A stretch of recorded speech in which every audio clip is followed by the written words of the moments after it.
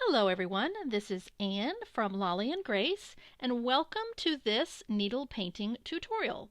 Now, I don't want to just prattle on and on because I know that gets boring, so I am going to get through this information pretty quickly, but there are a couple of things that I just want to tell you about needle painting first before we jump right into the stitching. The first thing, of course, is what exactly is needle painting? And the definition of needle painting at its really most basic is that it is made up of rows of stitching of various lengths, with each row having feathered edges to create a seamless blend between those rows. And by rows, that's kind of why I have it in quotation marks, is it's not rigid rows, it's just sort of sections that go across a shape, and those rows can sometimes be made up of one color if you have a longer section to fill, or they can be made up of two different colors.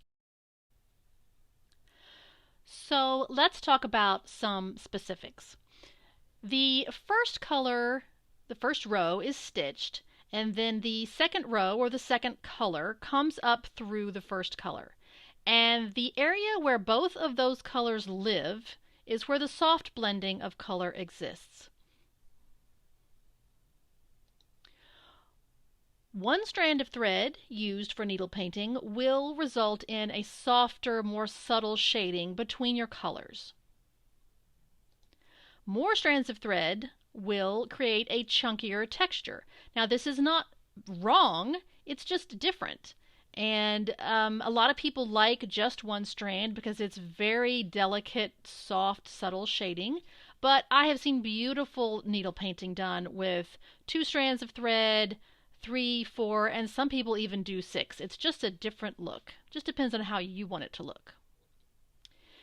But if you do want a very soft, subtle shading, like I'm going to be showing you, you're going to want to use a smaller needle. And by that I mean a narrower shaft, because a narrower shaft on the needle will create smaller holes and thus smoother color, because you are going to be bringing that needle up through your previous stitches, and if you used a big huge fat needle like a number 20 chenille or number 18, you're going to make a big hole between those threads.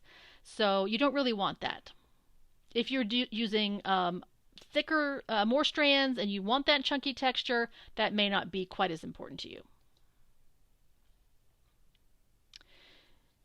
Generally speaking, the stitches in each row are parallel and they do not cross over each other.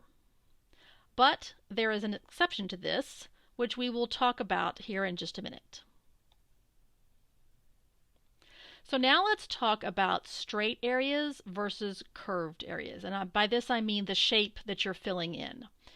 When you have straight sections and you are putting your stitches in, the stitches can be longer. And in fact, longer stitches will give you a silkier effect, a smoother effect.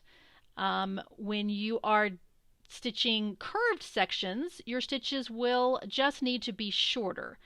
What's going to happen is, and you'll see this in just a minute when I show you, but you're going to start out with stitches that are generally all parallel, and then when you need to make that curve, you're going to subtly change that angle. And if you have a very gentle curve, the stitches don't have to be that much shorter. If you're talking a really, really tight curve, those stitches will have to get quite a bit shorter. Again, I'll show you what I'm talking about in just a minute, and it will make more sense. As I just said, the tighter the curve, the shorter the stitches need to be. Now, let's go back to that exception I was talking about to all the stitches being parallel. On really tight curves, the stitches will not necessarily all be parallel, and they will probably, in fact, they will cross over each other, or they will cross over the stitches that you previously made. And that's okay, because when you're just talking about really, really tight curves, you're just going to have to angle those stitches on top of some previous stitches.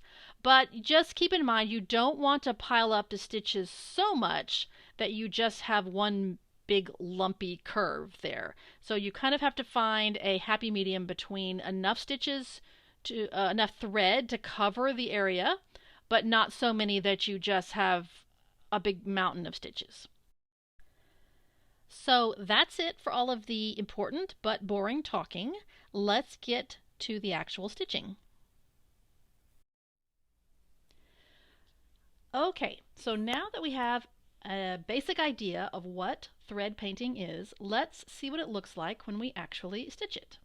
So we're going to start out here with the simplest shape, just a straight rectangle, just straight lines. So I am using one strand of DMC floss. I have a number 26 needle, number 26 chenille needle. So it has a nice sharp point. And I'm going to start up here at the top, and I'm going to do 3 rows of color, 3 sections of color. And if you want to, you can always draw yourself some guidelines. It's straight here, so it's not critical, but you know, later on it might help for the curves. But let's just say we want to draw a couple of guidelines. So you can come in with your Frixion pen or a pencil, or it's going to be covered up, but that's fine. Again, one strand. I'm going to start up here and making sure that I cover the edges completely, the edges that I've drawn. I am going to start making rows of stitches. Now this is not, you don't need to work exactly from left to right. You can put some sort of guideline stitches in if you need, if you didn't want to make those, trace those, or put in those, draw in those guidelines. You can lay down some stitches that will serve the same purpose. And I am making sure they are different lengths.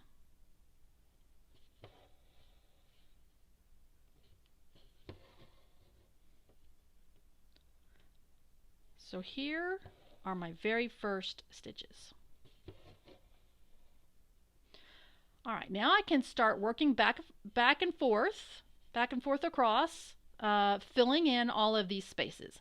On this end, because this is the outside of the shape, I want a nice clean line where all of my stitches come out of the fabric or go into the fabric, depending on which direction you work. For this row, it does not matter if you start on the inside of the shape and work up, or if you start on the outside edge of the shape and come in. This row does not matter. Later on, where you bring your needle up will matter, but I, for some reason, tend to just start inside the shape and put my needle down, or sorry, I tend to start outside on the edge of the shape and come in. You can do it either way for this section. But I am being careful that my line of stitches up here is even and straight. So I have a nice edge, and I'm trying my best to cover up those, the pattern line that I drew on there.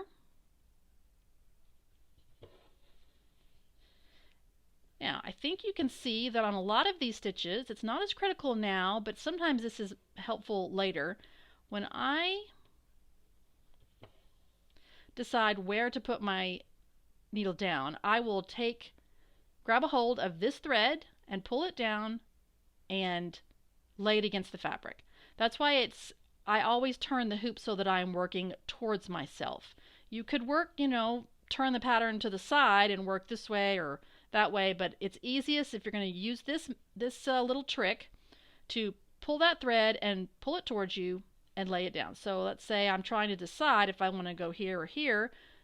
I just pull it down, and that way I know exactly where to go. I did not draw any dividing lines for my colors, but let's just say, let me see if I can sneak this in there. Let's just say this is where I want the color to change. So this section is going to be pink, this middle section is going to be an orange, and this section is going to be yellow. So I bring my stitches way past that marked dividing line. See, I am coming way into the section for the next color. And that will help you later. I think you'll see a little bit later. That will help the two colors to blend. if I stayed right inside this box and I had a hard line of pink stitches, right, the end of my pink stitches right here, I would have a hard line of color. I don't want a hard line of color. I want a soft blended line of color. So that's why I am making sure that all of these, the ends of these stitches are all staggered.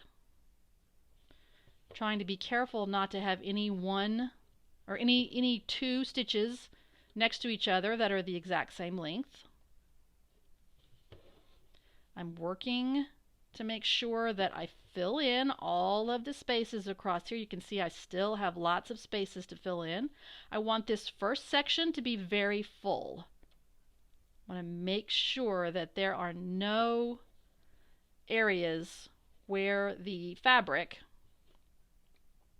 underneath shows through. So wherever I think I see a space, I'll put a stitch. So I've got a lot of space over here, so I'm going to hop over here. And now the more stitches you get in, the more the little trick helps you to decide where to put the needle down.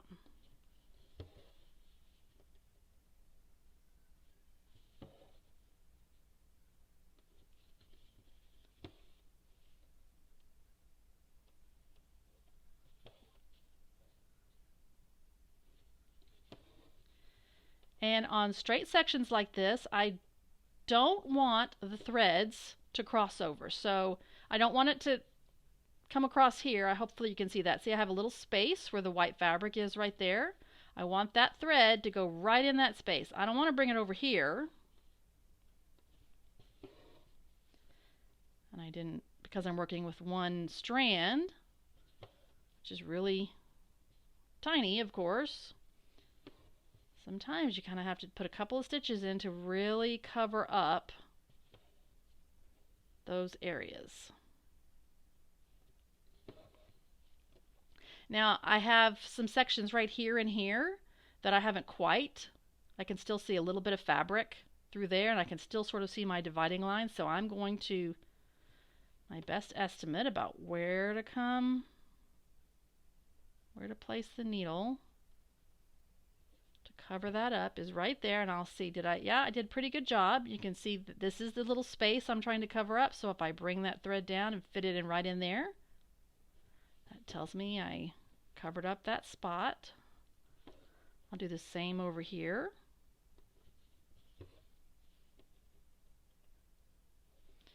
So I just want to be really, really sure that this first section is nice and full.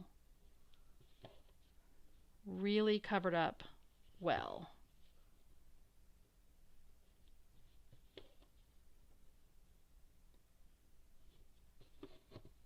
Including the pattern lines on the sides. I think you can see right over here. I covered that one up pretty well. I think you can still see over here. You can sort of see that black line. So I'm going to put a stitch right there.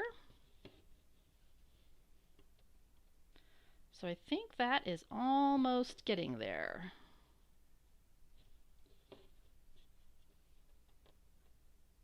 All right, maybe just one more, which is good because I'm almost out of thread, of course. All right, so let's put one more stitch in and we'll call this done.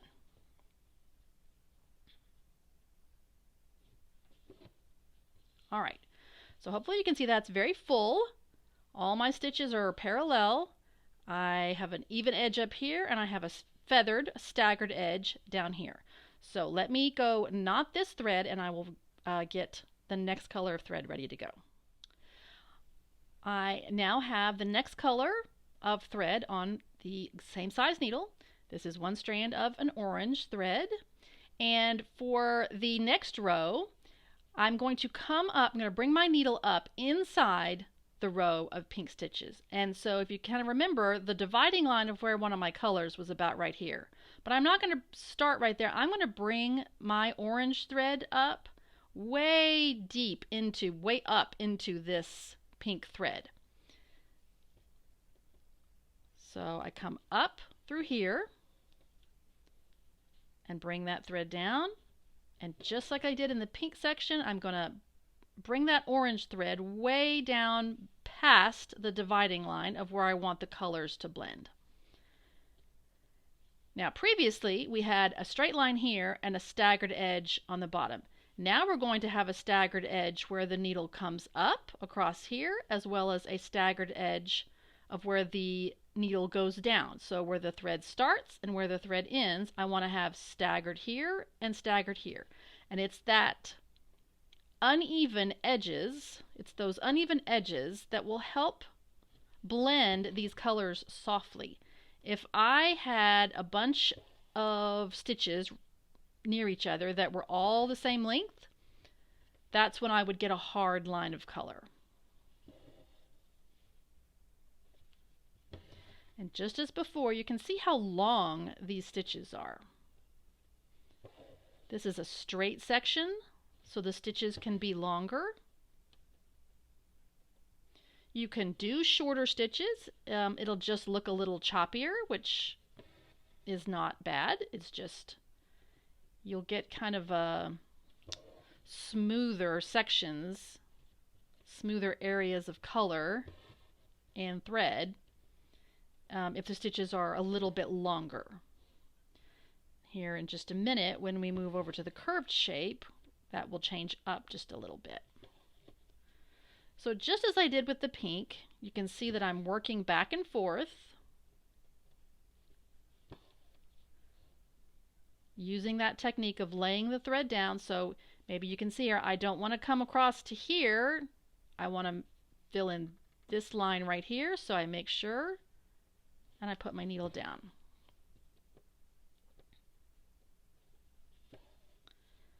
And I know sometimes for me, when I kind of get in a groove and when I first start, I'm really thinking really hard about it, but sometimes as I get going, I start thinking of other things and get a little distracted. I'm still stitching, but I find myself sometimes either on the top edge or the bottom edge, I kind of start to make my stitches all the same length. Like those two right there ended up being the same, the needle went down in the same exact spot. It's okay, but I have to sort of tell myself, well, start paying attention again to where you're bringing the needle up and where you're putting it down. Always, always, always strive to have uneven borders, edges, because the more staggered, the more feathered those edges are, the softer your shading will be. As I've said before, it's those staggered edges that give you the soft shading.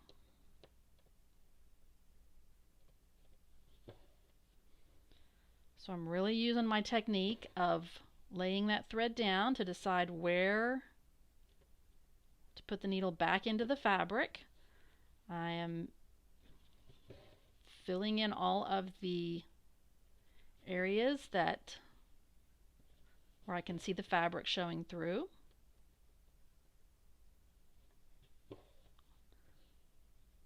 And where I may not have quite enough color up in here.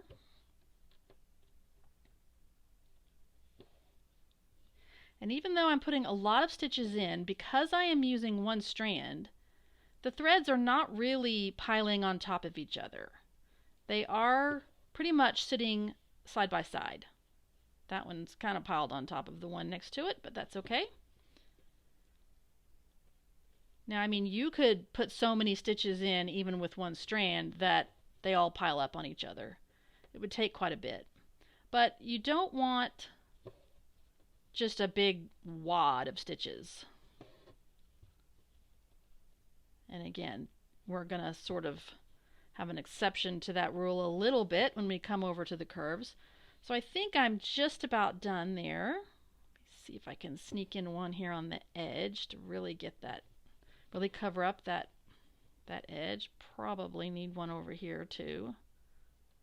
I'm being pretty picky about those edges, I know. All right. So now you can see that even though this is going to be three colors, you can barely see any fabric down here. I just know that the dividing line between what I want orange and yellow to be is about right here, but I brought a lot of orange down into that yellow. So let me go again, knot this thread, get the yellow thread, and we will finish this shape up. All right, ready to go with my third color. Same thing, one strand DMC, size 26 needle, and now I'm going to come up inside my orange and come down straight and work across and fill this section in. Only now it's going to be the bottom edge that I work really hard to cover, to have a straight edge and to cover the pattern line.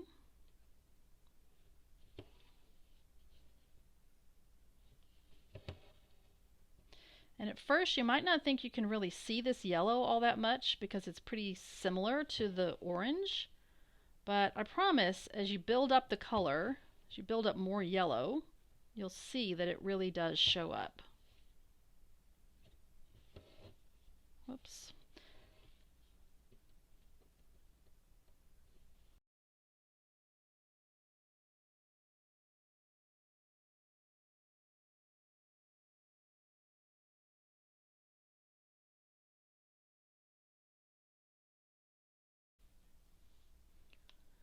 All right, so I think I have finished stitching that. I think if I was going to critique this, I would say that I probably did not bring my orange quite high enough into the pink, because I have a little more pink than I wanted and a little bit less orange, so I probably maybe should have started a little higher up in the pink. And right here, I don't know if you can see that, I think I have a couple of stitches that kind of ended up being right here, that kind of sort of being the same length, so that I kind of have a straight line of color right there.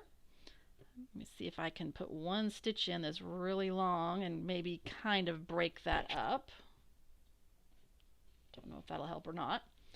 Another little trick I sometimes do on a straightaway like this where all the stitches are lined up, maybe doesn't help that much, but sometimes, and I do this with satin stitch too, I'll take my fingernail and I'll kind of smooth down the threads, and it kind of gets them to all sort of lay down flat next to each other. Sometimes it works, sometimes it doesn't. But so anyway, that is a very simple straight shape with straight stitches and 3 colors. So now let's move on to the slightly more complicated curved shape. For curves, generally speaking, you still want to keep your lines of stitching parallel. When we jump over here, like I said, I keep talking about an exception to that rule. That'll happen. We might change that up when we get over here. But for now, on a gentle curve like this, we are still going to keep our stitches parallel. One of the main differences about curves, though, is over here where all of our stitches could be super long. On curves, you need to shorten your stitches just a little bit. The tighter the curve, the shorter your stitch. If it's a really gentle curve like this one, the stitches can still be somewhat long, but there might be some places where you need them to be shorter. On really super tight curves, like we're going to have over here, we're not going to be able to do a stitch that's 1/2 inch long. It's going to need to be shorter. But for right now, on this gentle curve, I'm going to make them shorter than they were over here, but still slightly long. So I've just put this, I put a couple of stitches in, just like I did before over here. I've kind of worked my way filling in with some random link stitches, and I'm going to put this stitch in, and let's say I wanted to put this stitch right here.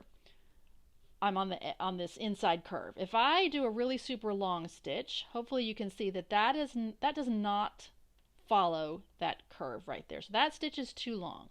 So what I'm going to have to do is come up and make a shorter stitch on the edge right there.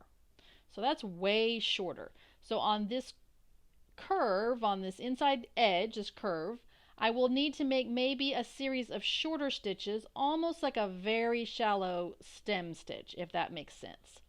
So normally I wouldn't do this all right now, but let's just say, for instance, I made that sort of short stitch right there, and then I'm going to make a stitch right here.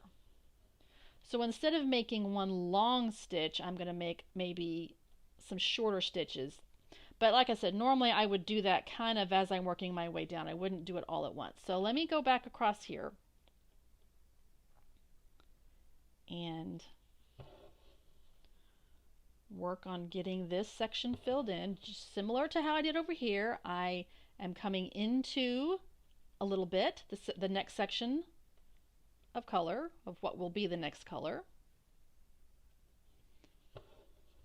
Still making my stitches parallel, still using the little trick of laying the thread onto the fabric to know where to put it. Still want to make this section full, just like I did before. Really want to make sure that I keep this edge feathered or staggered, whichever way you want to think about it.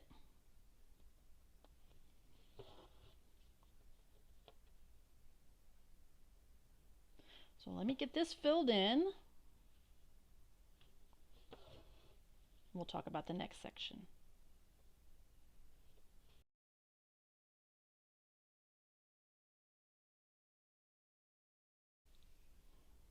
I think I have that section filled in pretty well. And so now it's time for me to come to the middle section. Just like over here, I'm going to make sure that my stitches are staggered up here when I bring the needle up and staggered when I put the needle down in here. But I have to think about this curve now. I can't obviously keep going at this angle because that's not right. I cannot make these stitches perfectly in line with those. So I'm going to very subtly adjust my angle just a little bit. So, well, does that mean that these stitches will slightly cross over the pink? Yes. I don't want to have this extreme angle. I'm not going to come like X across there, but I'm just going to very subtly change the angle. And then when I come down and do the third section, I will subtly change the angle a little bit more. So I have one row going like this, one row going like this, and one row going like this. Hopefully that makes sense and you could sort of see what I'm talking about. So let me start with the orange.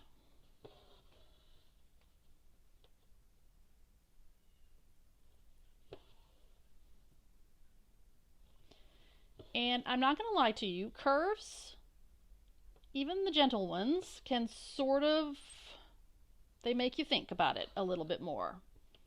They make you work for it, right? And I have, as I'm stitching, I have put a thread in and said, you know what, nope, that's not the right angle. Sometimes, you know, you can just sort of keep stitching and you can make up for it and that's fine. Oh, that really opened up a hole in that pink, didn't it? But I have learned it's really hard to pick out thread painting because there's just so many stitches, and especially when it's just one strand, it's almost like you have to pick it all out. It's really hard to just pick out one color. So I've kind of learned that if I feel like that I have made a stitch that is not really placed where I want it to be placed, I won't just keep stitching. I will stop what I'm doing, I will unthread the needle, and I will just pull that one stitch. I mean, I will just reverse that one stitch. I'll just take it off the needle, pull the thread from the back, and just redo that stitch. I have also, I'll admit, just kind of gone on and just sort of corrected it by putting some more stitches around it, and that does work, but you don't want to do that a whole lot because sometimes when you're trying to correct an incorrect angle of a stitch, you just end up with piles and piles of, you know, a big wad of stitching. And again, I think I mentioned before, you don't want just this big lumpy stitching. You do want it to stay sort of smooth.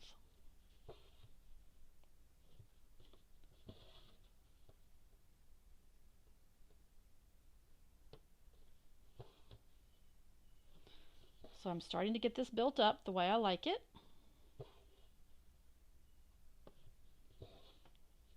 think I need a little bit more over here to cover up that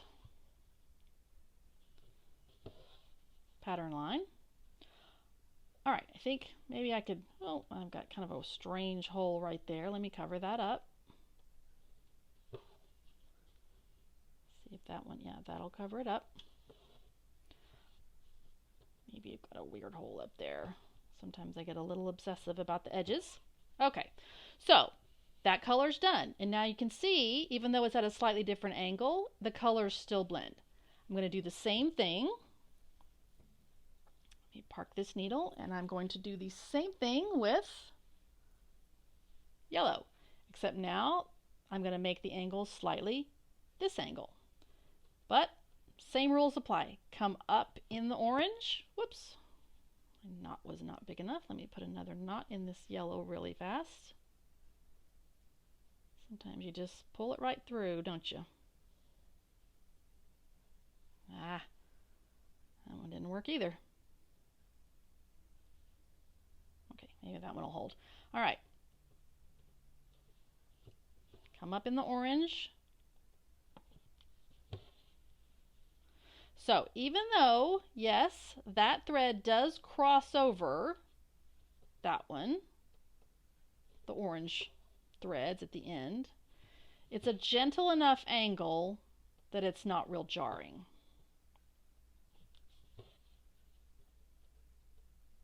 And I'm still keeping these stitches fairly long because it's such a gentle curve.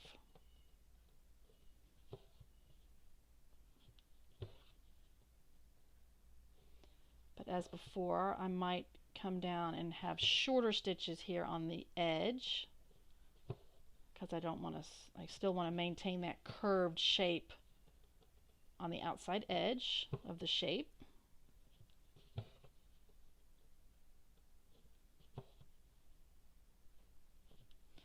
So this is just the same as finishing up the first one.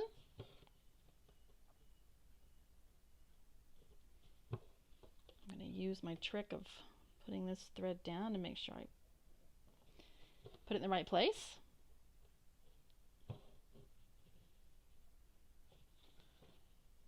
So let me get this one finished up, and then we'll move ahead to the really challenging curve.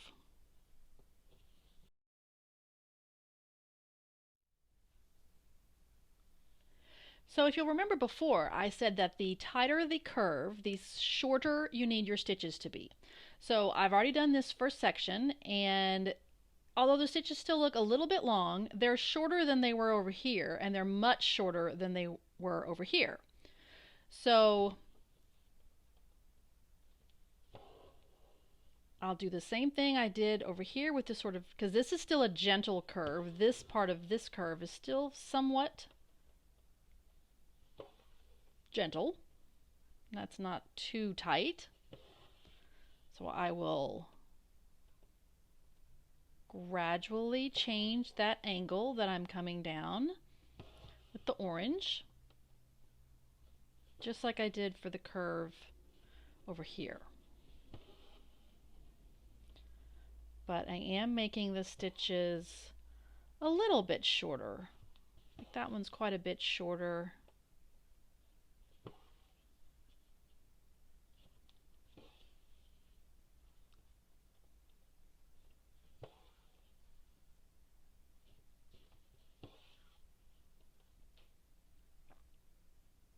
Make that tricky one on the outside edge. It's actually going to be a much different angle right there, just because it's the, I think that stitch right there, I brought it out a little too far, but for now I'll just leave it.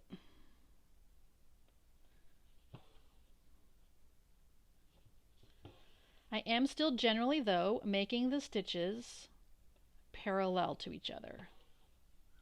Trying to remember to come up high enough inside this pink. I maybe did not do that here, so let me come back over here and I'm going to come way up into this pink.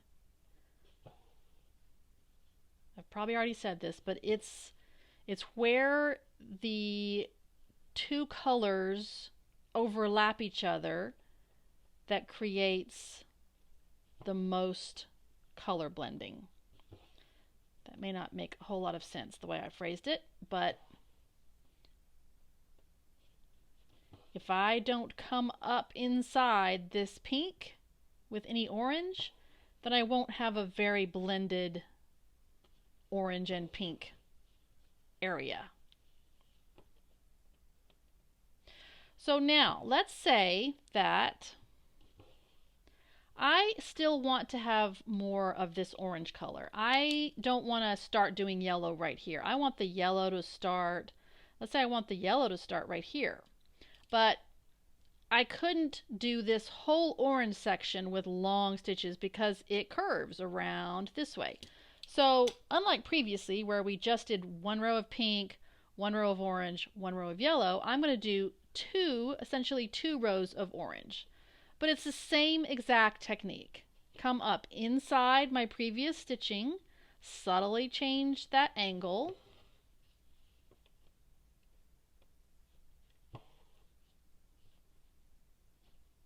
I'm just doing it with the same color. So when you're trying to get, oops, sorry. When you're trying to get, sorry about that. When you're trying to get a longer stretch of color but on a curve, you might not be able to do it all in one stretch with just one row of long stitches. So I'll just fill in this section with two rows of orange. So let me do that. And because this is just the same thing over and over, let me do that and then we will come back and I'll show you how to make this really tight curve down here. That's really honestly the trickiest part. So I changed my mind just a little bit. I said I was going to do two rows or two sections of orange to fill in this area, but I think I really need to do a little bit more orange. But as you can see, here's my dividing line where I want to start the yellow, but I don't think I have quite enough orange coming into the yellow section to blend, have a nice sort of a subtle blending area. So I'm going to do one more row of orange, and these stitches are going to be really short from like here to here. So these were a little longer, but then these are going to be really short. So, and I'm going to change up that angle just a little bit. And here's where I'm saying that you will need to cross over.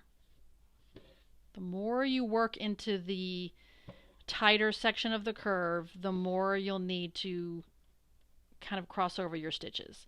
And the curves are where, especially these tighter curves, is where I spend the longest deciding where the best place is for a stitch.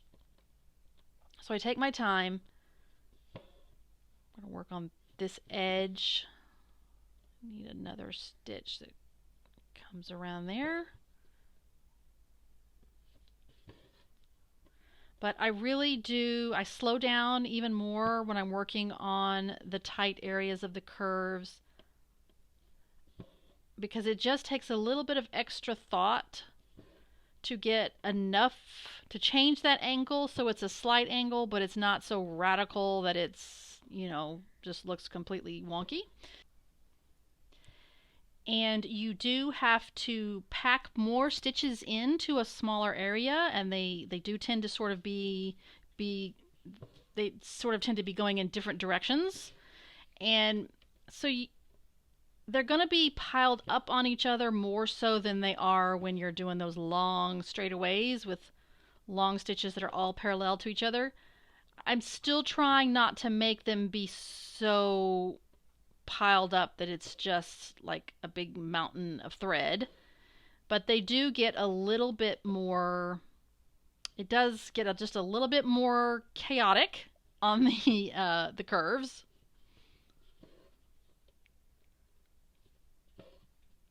Which can't really be avoided, but just, you know, you got to cover the white, you got to cover the fabric underneath, and still got to remember the same things. Cover the fabric underneath. Try to have a staggered edge where you're going to be bringing up the next color. So I think I'm going to go ahead, maybe one more stitch right there. Okay, so now I've sort of come around that curve. Let me park this needle over here.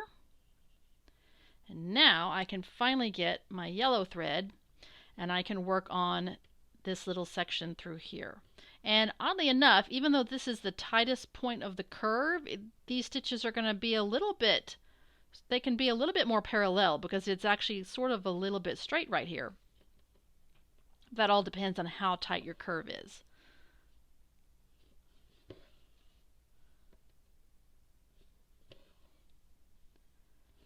But as always, whoops, sorry about that. As always, the same principles apply. Bring your needle up in the previous color. Stagger the edge on both where you come up and where you go down.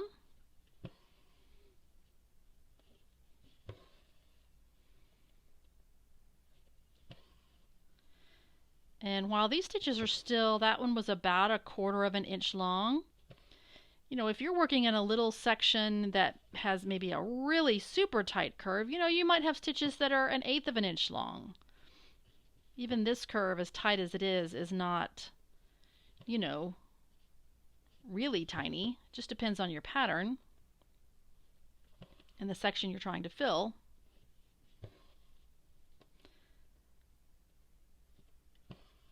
But obviously these stitches are definitely shorter than they were when I was working on, you know, up here in this section. And I'm gonna do definitely more than one, you know, row. I've started to sort of work on a second row of yellow now and gradually changing that angle. You know what, I do think I want to come up a little, have a few more stitches that come into that orange.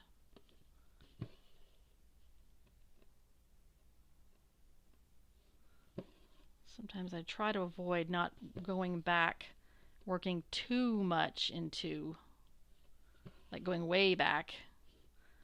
Sometimes you just have to add a little bit of extra color to help those two colors blend together.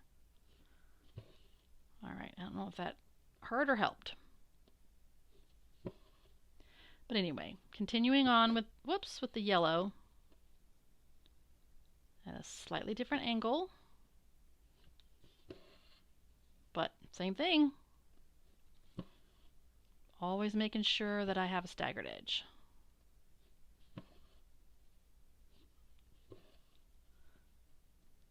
So I think you can see here as I build up the thread around this curve, this little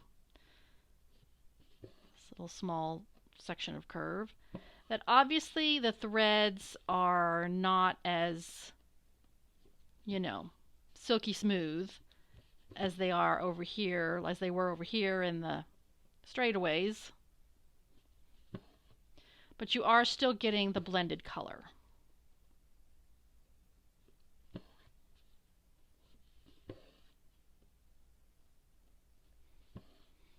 And as you go up, you can lengthen out those stitches just a little bit. Make that stitch really short. And I could pay a little more attention to my edges there.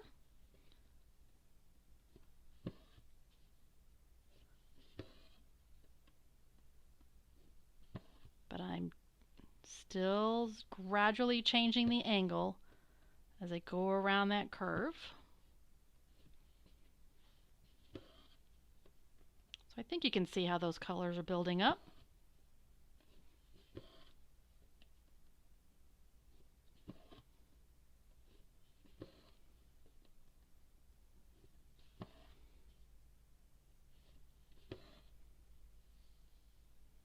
Okay, so those are the 3 types of shapes you might have that you're trying to needle paint to fill in with these blended colors.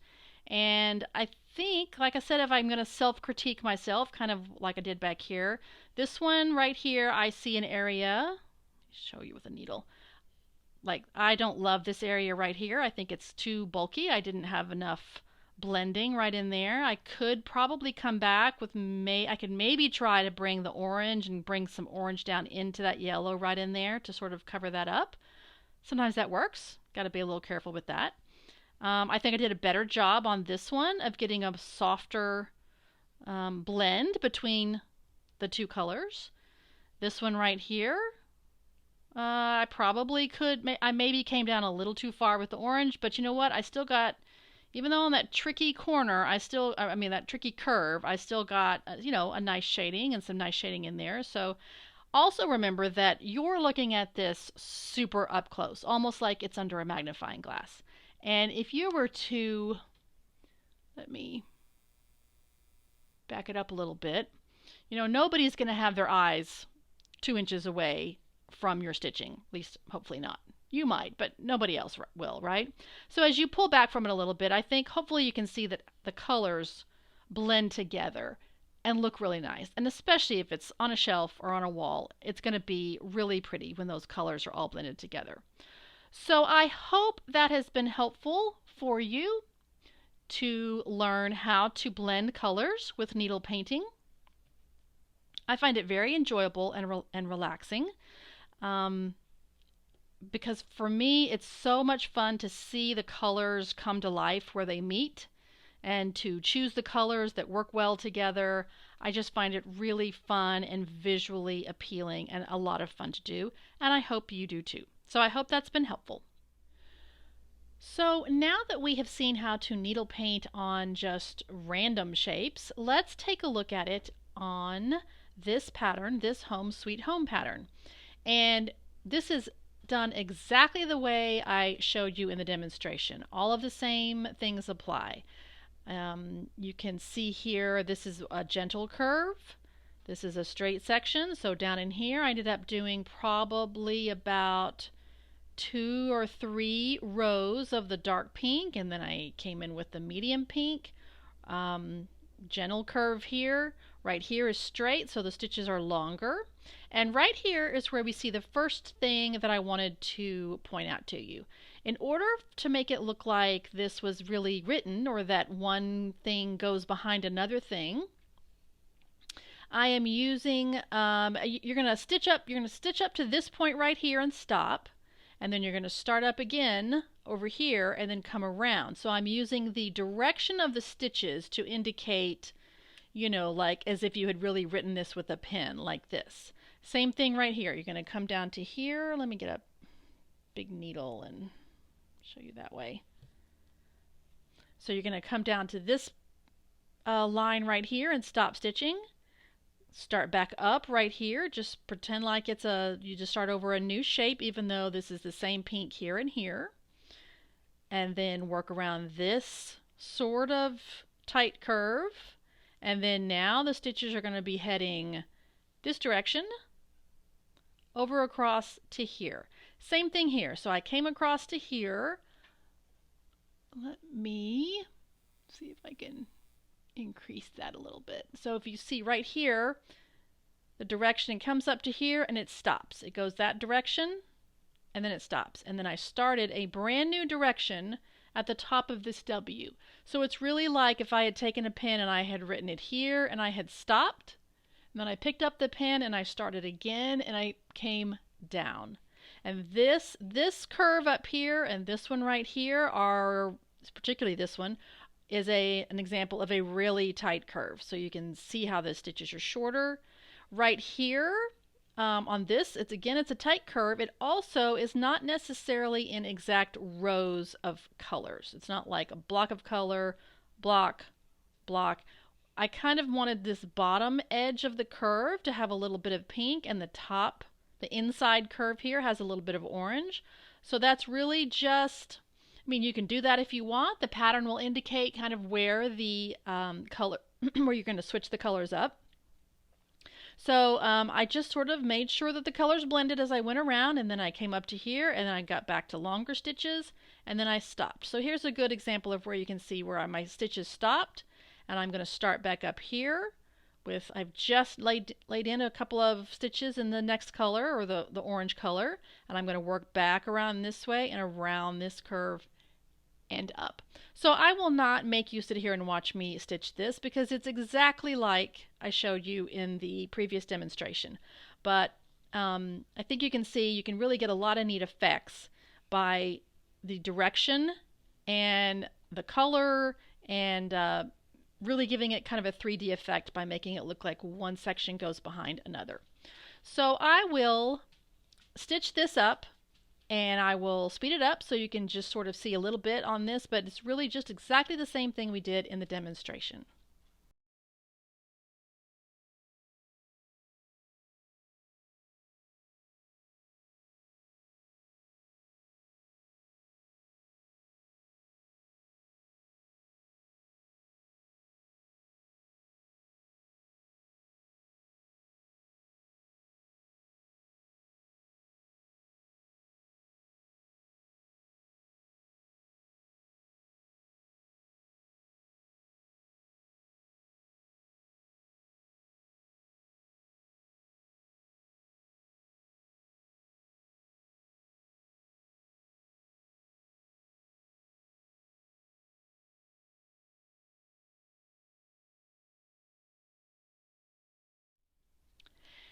And here is all of that thread painting completed. I did want to talk to you about two quick things before I sign off. The first is about thread tension and puckering on your fabric. A lot of times when you're doing a lot of stitches that are all in these going in the same direction in a short little area over and over and over. This is very common with satin stitching, but also with thread painting like this, where you're doing many stitches that are going in the same place over and over.